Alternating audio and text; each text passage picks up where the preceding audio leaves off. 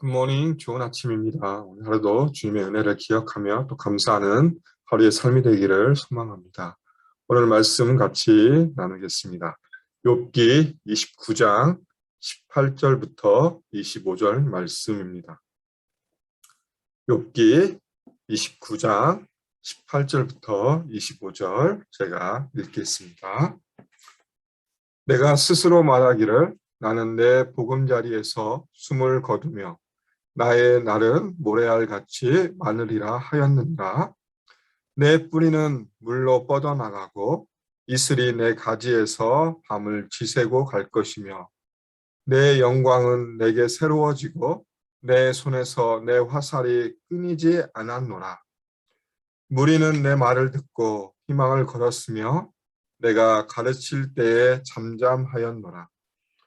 내가 말한 후에는 그들이 말을 거듭하지 못하였나니 나의 말이 그들에게 스며들었음이라. 그들은 비를 기다리듯 나를 기다렸으며 봄비를 맞이하듯 입을 벌렸느니라. 그들이 의지 없을 때에 내가 미소하면 그들이 나의 얼굴빛을 무색하게 아니하였느니라. 내가 그들의 길을 택하여 주고 으뜸되는 자리에 앉았나니 왕이 군대 중에 있는 것과도 같았고 애곡하는 자를 위로하는 사람과도 같았느니라. 아멘. 오늘 살펴볼 욥기 29장은 욥이 고난당하기 전, 그러니까 재앙을 당하기 전에 자신이 누렸던 복을 이야기하는 본문입니다. 그러면서 이제 오늘 본문을 18절부터 20절까지 첫 번째 부분은 나눌 수 있고요. 두 번째 부분은 21절부터 시작해서 25절까지 그래서 두 부분으로 나눌 수 있습니다. 첫 번째 부분을 같이 살펴보겠습니다. 18절에 이렇게 시작합니다. 내가 스스로 말하기를 나는 내 보금자리에서 숨을 거두며 나의 날은 모래알같이 많으리라 라고 이야기하고 있습니다. 이것은 무슨 의미냐면 욥이 고난 당하기 전에 자신이 기대했던, 자신이 소망했던 것입니다. 내가 나의 날이 모래알같이 많다라는 것은 내가 장수의 삶을 살고 또 죽을 때에는 내 보금자리에서 숨을 거둔다. 내가 살았던 곳에서 내가 머물렀던 그 집에서 평안하게 숨을 거둘 것을 자신은 기대했다라고 이야기합니다. 어떻게 보면 고난 당하기 전에 욥의 모습을 상상해 보면 이 말이 맞는 말입니다. 왜 욥은 하나님 앞에 온전하는 자로 서서 그의 삶이 늘 풍성을 누렸고 그 말이 풍성함을 19절에서 분명히 또 보여줍니다. 내 뿌리는 물로 뻗어나가고 이슬이 내 가지에서 밤을 지새고 갈 것이며 자기 자신을 나무로 비유하면서 내 뿌리는 물이 많은 곳으로 뻗어가면서 내가 풍족하게 물을 흡수할 수 있고 또 내 가지들도 이슬이 밤을 새며 있는 것처럼 내가 가지고 있는 모든 내 나무, 나의 삶의 모습은 다 흡족하고 풍요했다라고 욥은 그렇게 이야기하고 있습니다. 그러면서 20절을 이렇게 마무리하고 있습니다. 내 영광은 내게 새로워지고 내 손에서 내 화살이 끊이지 않았다라고 이야기하고 있습니다. 내 손에서 내 화살이 끊이지 않았다라는 의미는 뭐냐면 내가 지금까지 살아가면서 살아온 모든 경험들 가운데 일어났던 어떤 갈등들, 경쟁들 가운데서 내가 승리하였다. 이 화살의 의미가 내가 승리하였다라는 의미를 가지고 있습니다. 그러니까 18절부터 시작해 20절의 모습, 욥이 기대했던 삶의 모습, 내가 죽을 때까지, 욥 스스로가 내가 죽을 때까지 내가 새롭게 날마다 새롭게 주님의 은혜를 누리고 또 매일 도전되는 삶 가운데서 내가 승리할 삶을 살아갈 것이다라는 그런 기대와 그 생각을 가지고 살았다라고 이야기하고 있습니다. 어떻게 보면 욥이 고난당하기 전의 모습을 생각하면 이 말은 정말 맞는 말입니다. 그의 삶은 정말 신실하게 하나님 앞에 서서 하나님을 따르는 사람이었기 때문에 그가 어떤 환경 가운데 있을지라도 하나님이 자신에게 부어주시는 그 은혜를 누리고 그 안에서 또 승리하며 나아갈 그 삶을 꿈꾸고 살았기 때문에 그는 늘 자기 자신을 새롭게 하고 또 자기에게 주어진 어떤 도전들 또 어떤 경쟁들 갈등들 가운데서 또 하나님 주신 지혜로 승리하였다라고 고백하는 것이었습니다. 그게 욥이 고난당하기 전에 삶의 모습이었다라고 자기 스스로 고백하는 모습이고 21절부터 시작해서 25절은 욥이 어떤 삶을 살았는가, 정말 어떤 사람들에게 어떤 영향력을 끼쳤는가를 분명하게 보여주고 있습니다.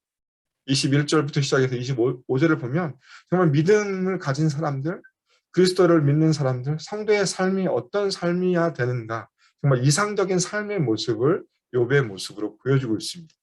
21절에 이렇게 시작합니다. 무리는 내 말을 듣고 희망을 걸었으며 내가 가르칠 때에 잠잠하였노라. 사람들이 내 말을 들었을 때 그 사람들이 희망을 느꼈다. 내가 그들에게 조언하고 어떤 말을 했을 때 그 사람들은 그 말을 통해서 희망을 느꼈고 내가 가르칠 때 잠잠했다. 그러면서 22절에 이렇게 합니다. 내가 말한 후에 그들이 말을 거듭하지 못하였고 내 말을 그들이 흡수하였다. 스며들었다. 그들에게 스며들었다. 내가 이야기한 것들, 내가 조언한 것들을 그들이 다 받아들였고 그래서 그들이 내 앞에서 반대하는 말이나 그런 말을 하지 않았다라고 이야기하고 있습니다. 그러면서 23절에 이렇게 합니다. 그들은 비를 기다리듯 나를 기다렸으며 봄비를 맞이하듯 입을 벌렸느니라. 결국 나의 말을 기다리는 사람들이었다.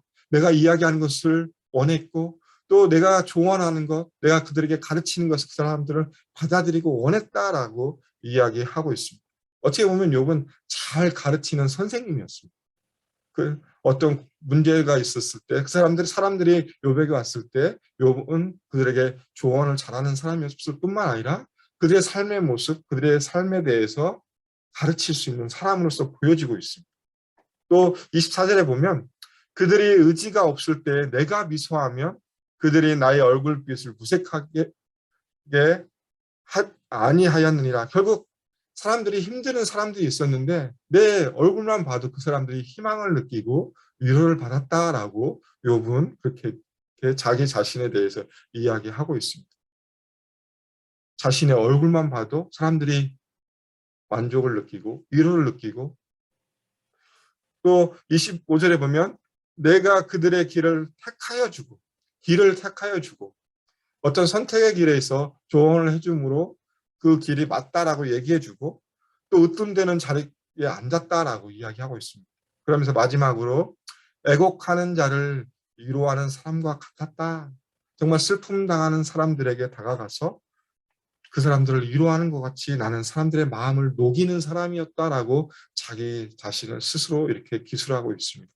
정말 어떻게 보면 21절부터 시작해서 25절 말씀을 보면 정말 그 믿음의 사람이 어떻게 살아가야 될까, 정말 어떤 선한 영향력을 끼쳐야 될까에 대한 분명하게 보여주고 있습니다.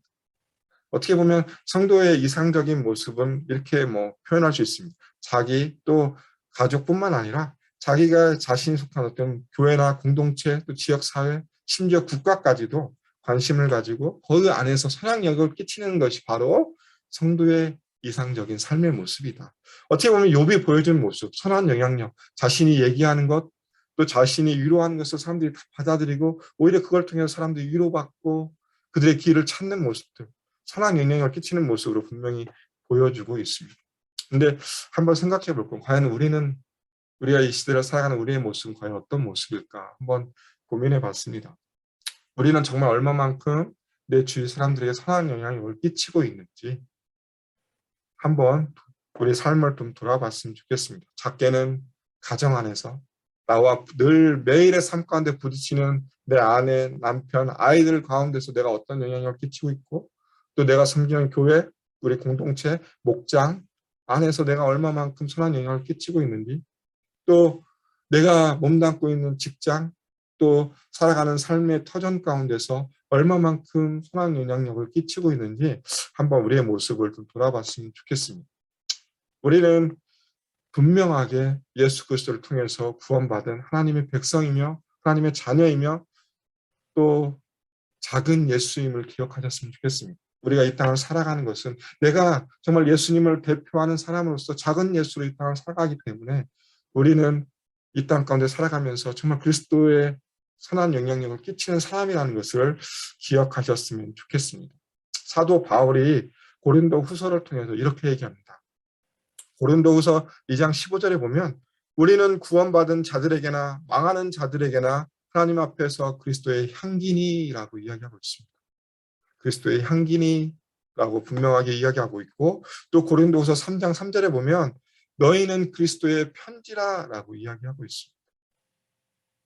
그리스도의 향기, 그것이 구원받은 자들에게나 또 망하는 자들에게나 너희는 그리스도의 향기로서 하나님의 향기, 그리스도의 향기를 전해야 될 사람이다라고 이야기하고 있고, 그리스도의 편지로서 이 땅 가운데 너희는 너희의 모습을 통해서 하나님이 어떠한 분이신지, 예수님이 어떠한 분이신지 너희의 모습을 통해서 드러나야 된다라고 사도 바울은 강조하고 있습니다. 과연 나는 어떤 향기를 내고 있을까요? 우리가 삶 가운데 살아가면서 우리의 삶의 모습을 통해서 나는 얼마만큼 예수 그리스도의 향기를 바라고 있는지 우리가 다시 한번 돌아봤으면 좋겠습니다. 정말 담대하게, 또 정말 자신 있게 사람들 앞에, 우리 가족들 앞에, 또 교회 공동체 목장 식구들 앞에, 또 내가 속해 있는 직장 사람들 앞에서 야, 나를 봐. 나를 보면 예수님 보이지 않니? 라고 자신 있게 말할 수 있습니까? 우리가 그런 모습 가운데 살아가야 하는데 우리가 그렇게 살지 못하고 있다면 우리의 모습을 한번 다시 점검해 봤으면 좋겠습니다. 정말 담대하게 우리의 모습을 이야기하면서 나를 봐. 내 안에 계신 예수님을 볼 수 있지 않니? 라고 그렇게 얘기하는 오늘 하루의 삶이 되었으면 좋겠습니다. 우리가 다시 한번 주님 앞에 우리의 믿음을 고백하면서 하나님, 내가 정말 주님의 보혈의 능력을 통해서 구원받은 사람으로 살아가는데 나에게 지혜 주시고 능력 주셔서 정말 내가 작은 예수로 이 땅 가운데 살아가면서 하나님 나의 모습을 통해서 그리스도의 향기를 바라게 해주시고 그리스도의 편지로 이 땅 가운데 읽혀지게 해주시고 나를 통해서 예수님이 소개되고 예수님이 전파될 수 있도록 나를 사용해 주시옵소서라고 다시 한번 믿음의 결단 가운데 나가고 오늘 하루의 삶 가운데 특별히 나의 가족들한테 그런 모습 가운데 하나님, 야 아이들아 나를 보고 예수님 볼 수 있는 그런 삶이 되기를 소원한다라는 그 믿음 가운데 우리가 오늘의 삶을 살아갔으면 좋겠습니다. 이것이 바로 우리가 이 땅을 살아가는 이유라는 것을 다시 한번 기억하면서 오늘 하루도 주님의 은혜를 기억하며 승리하는 삶이 되기를 주님의 이름으로 축원합니다. 기도하겠습니다.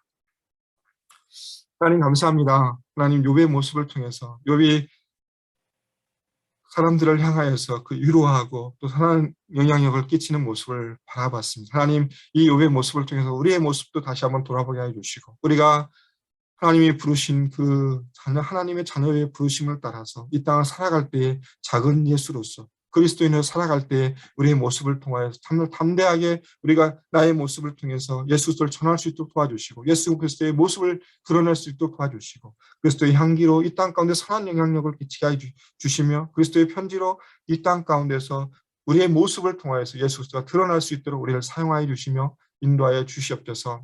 이번 또 한 주를 우리가 감사의 주간으로 시작합니다.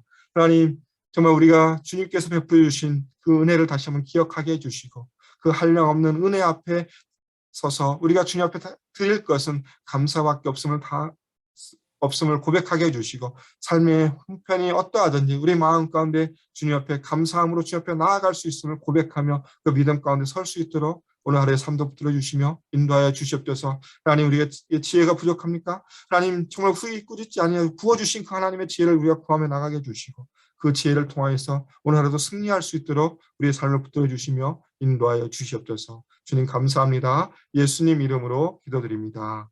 아멘. 이 시간 우리 합심으로 기도하겠습니다. 첫 번째 기도 제목은 교회 비전을 위해서 같이 기도해 주셨으면 좋겠습니다. 예수산책, AKPC, 말씀 공동체, 제자 공동체, 미셔널 공동체를 위해서 기도해 주시고 또 이 일들 가운데 애쓰고 수고하시는 리더십들과 또 수고하시는 모든 분들을 위해서 기도해 주시고 두 번째 기도해 주실 것은 이번 한 주 우리가 감사의 주간을 보냅니다. 추수감사의 그 절기 가운데서 또 우리가 보내는데 하나님의 은혜에 감사하며 또 기억하며 또 우리가 정말 주님 앞에 감사를 드리는 한 주 될 수 있도록 기도해 주시고 세 번째는 다음 세대를 위해 기도해 주셨으면 좋겠습니다. 특별히 12월 5일부터 우리 유년부 CME 예배가 현장 예배 오픈합니다. 우리 아이들의 마음을 하나님께서 인도해 주셔서 예배 자리 가운데 올 수 있도록 인도해 주시고 또 준비하는 모든 과정 가운데서 하나님께서 잘 준비될 수 있도록 우리 사역 교육자님들과 우리 선생님들 함께 해달라 기도해 주시고 특별히 또 유아부와 또 유치부 교사를 모집합니다. 또 많은 우리 선생님들이 모여져서 또 아이들 다음 세대를 향하여서 우리가 나아갈 수 있도록 하나님 함께 다 기도해 주시고, 또 우리 영아부부터 시작해서 우리 유스와 모든 아이들이 말씀 가운데 바르게 서서 또 말씀으로 잘 양육될 수 있도록 우리 다음 세대를 위해 기도해 주시고, 우리 마지막으로 슬픔 당한 성도님들, 우리 김아치 목사님 가정, 조중걸 집사님 가정, 또 이승호 집사님 가정을 위해 기도해 주시고, 또 환우들을 위해서 같이 합심으로 기도하고 일상의 삶으로 돌아가겠습니다. 함께 기도하겠습니다.